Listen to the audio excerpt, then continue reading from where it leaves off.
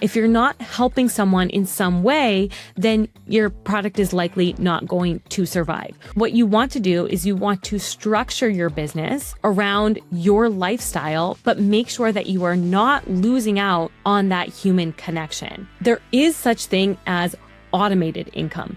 We have built a 7-figure business around that. Today, I want to talk about the difference between passive income and automated income, because I think the word passive income has become very damaging to people in our industry, in the health and wellness space. It's not a reality. Passive income would be considered something that you create and then you never think about it again. It just sells on autopilot when you are not doing any work behind the scenes. And the reality is that that's a myth. There's no such thing as passive income in our industry unless you are way up, have created a massive corporation, you are the head of it, and you are no longer working in your business. Maybe I would consider that passive income. Now, there is such thing as automated income.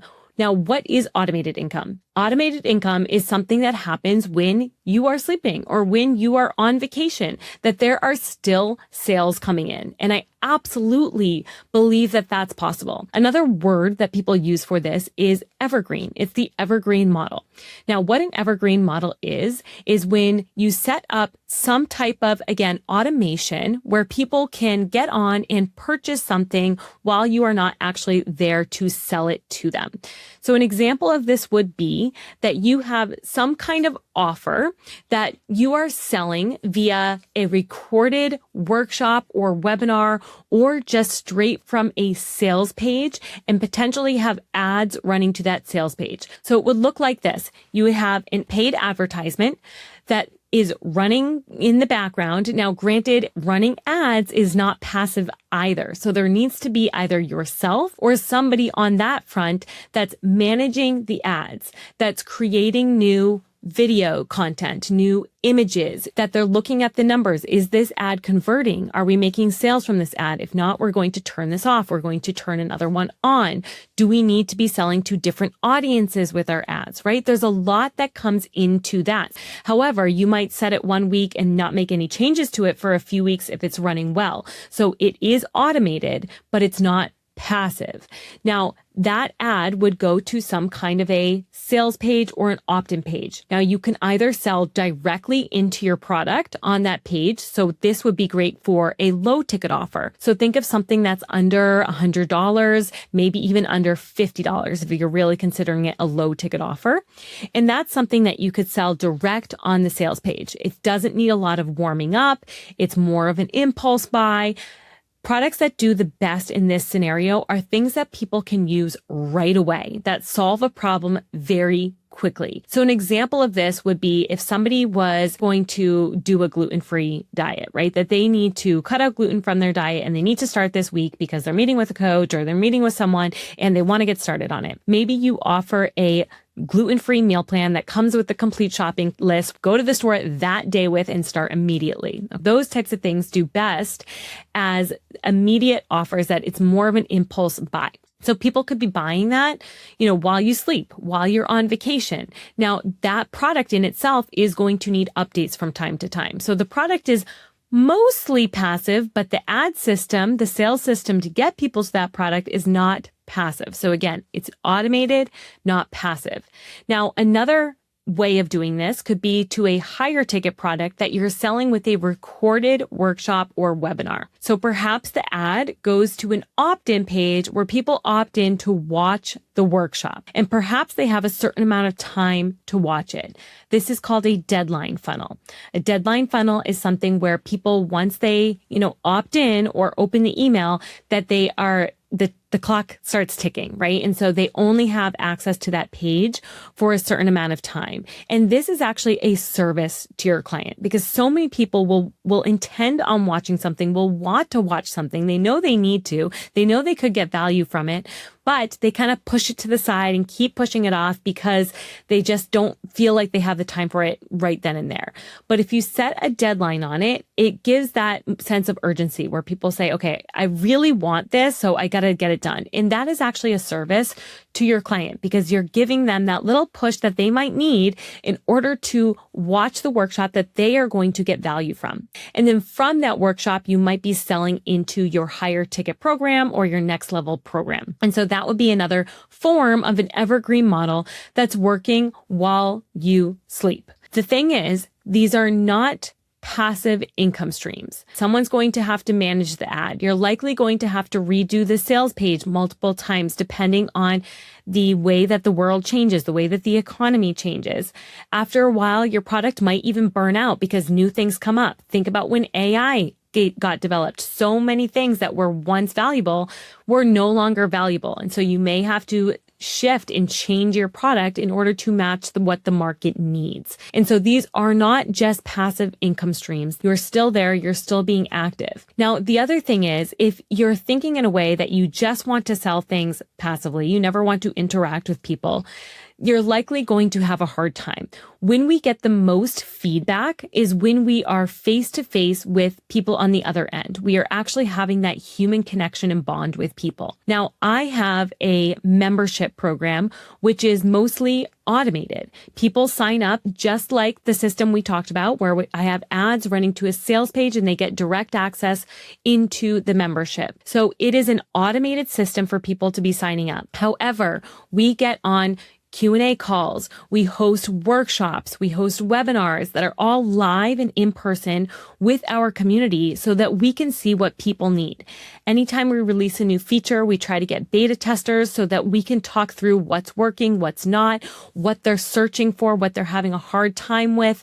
All of that feedback is incredibly valuable for the product that we build for them. We are building a service that helps other people, and that's how businesses operate. If you're not helping someone in some way, then your product is likely not going to survive. Businesses are here to service other people or businesses. And so we need to come at it from that lens and say, I need to be in contact with my buyer so that I know exactly what it is that they are looking for, so that I can collect that data, so that I can be of the best possible service for them. So when you're building something that runs on evergreen, I don't want you to think of it as something that is causing you to disconnect and no longer have to be with the buyer. Now, granted, what I love about it is that I'm no longer on a tied schedule. So I don't have to show up for calls at a certain time every week. I don't have to meet one-on-one with people based around their schedule and when they're available. I do everything in our business based on my schedule, when I'm available, when I'm ready to meet. And if people can make it, great. If they can't make it, then unfortunately, I'm not available for that. And that is something that is incredibly valuable for me and incredibly important to me, to protect my time and to protect my peace and make sure that I can still continue to be as passionate and as of service as possible for this community. So what you want to do is you want to structure your business around your lifestyle, but make sure that you are not losing out on that human connection, and make sure that if you are building something that runs on evergreen, that you are still continuing to understand that it's work, that it's not passive income, that you're still going to have to be involved, that you're going to have to iterate and change and update and make sure that things are running smoothly and as they should be. What I would advise that you do is build something that is evergreen in your business. It's nice to have that consistency. One of the best things that I ever did was build my membership. And the reason that that's one of the best things that I have is because it's predictable. I know exactly how much income is coming in from the membership every single month. I know how quickly it's growing. Now, granted, that slightly shifts month to month, but it's not a drastic change. We have an idea of the trajectory. We have quite a bit of data of how quickly or slowly that it's growing, which months are going to do great, which months are going to be a little bit slower growth, but it's very predictable and sustainable. And so having that built into our business is incredibly important. Now, it doesn't necessarily have to be a membership. It can be a product, a one-time sale. But once you've collected a year or so of data on it, you can see the trends and you can see which months are good, which months are not so good, when maybe it might tank a little bit. if something specific is going on in the world, how it's going to affect your product. But having that evergreen system allows you to adjust your schedule the way that you want it to be and be there for your clients in a stronger way in other parts of your business. So let's say you have, for example, a low ticket offer that you're selling or something mid-ticket that you're selling on Evergreen. That brings in consistent leads so that you're not necessarily having to do these 1 to 2 or 3 times a year huge launches where everything relies on these money that you're pushing to these launches, because you have consistent new clients coming through the door that are likely going to buy other things from you as well. Having that low ticket offer or having a mid-tier offer isn't the end goal. That's not all you're selling. It's very hard to build a business on just one low ticket offer. Now, granted, you can if it's in a membership form. So for us, for example, our membership program, the Wellness Vault, is a low ticket offer. It's $39 a month. And then we're soon going to have a second tier too, which is very exciting, which we're launching soon. It's going to be incredible, but it is a low ticket offer. And we have built a 7-figure business around that because it is a membership model. It's a subscription model and people are paying month after month. Now, if we just sold one-off low ticket offers, that would be a little bit harder to scale. However, what that does for us, we do have low ticket offers that we sell for a one-time purchase.